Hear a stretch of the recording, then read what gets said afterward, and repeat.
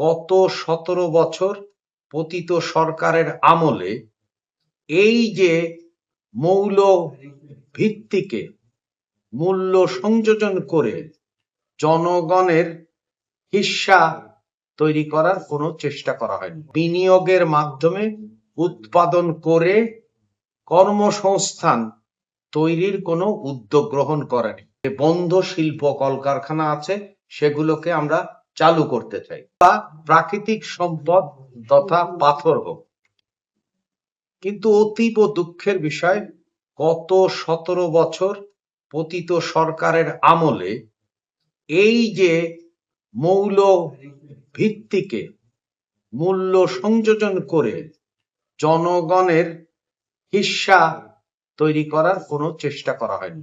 অর্থাৎ এই যে প্রাথমিক যে সম্পদ, এই সম্পদের মূল্য সংযোজন করে কিভাবে উৎপাদনমুখী করা যায় এবং সেক্ষেত্রে অনেক পণ্যগুলো রপ্তানিও করা যায়। অর্থাৎ বিনিয়োগের মাধ্যমে উৎপাদন করে কর্মসংস্থান তৈরির কোনো উদ্যোগ গ্রহণ করেনি। কিন্তু সম্ভাবনাটা অনেক। তো বর্তমান সরকার যেহেতু অঞ্চল ভিত্তিক সমতা আনার ক্ষেত্রে বদ্ধপরিকর এবং প্রতিশ্রুতিবদ্ধ, সেই জন্য সরকার বিভিন্ন ধরনের প্রণোদনা কাঠামো সাজাচ্ছে, বিনিয়োগকে উৎসাহিত করছে। সেক্ষেত্রে যে ধরনের কর সুবিধা পাওয়া দরকার বা আর্থিক প্রতিষ্ঠান থেকে সহায়তা দরকার, সকল ক্ষেত্রেই সরকার প্রতিশ্রুতিবদ্ধ।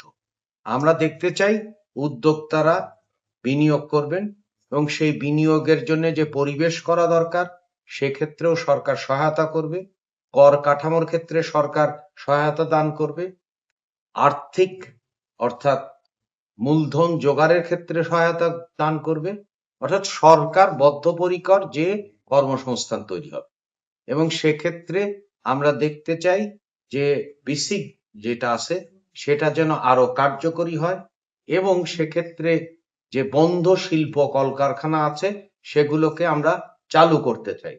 সেটা আখের কলকারখানাই হোক, অর্থাৎ সুগার মিলই হোক, অথবা পাটকলই হোক, অথবা আমরা যে উদ্যোক্তাদের আহ্বান করছি যে কৃষিজাত এবং কৃষি প্রক্রিয়াজাত শিল্পের একটা বড় রকমের উত্থান ঘটুক পঞ্চগড়ে।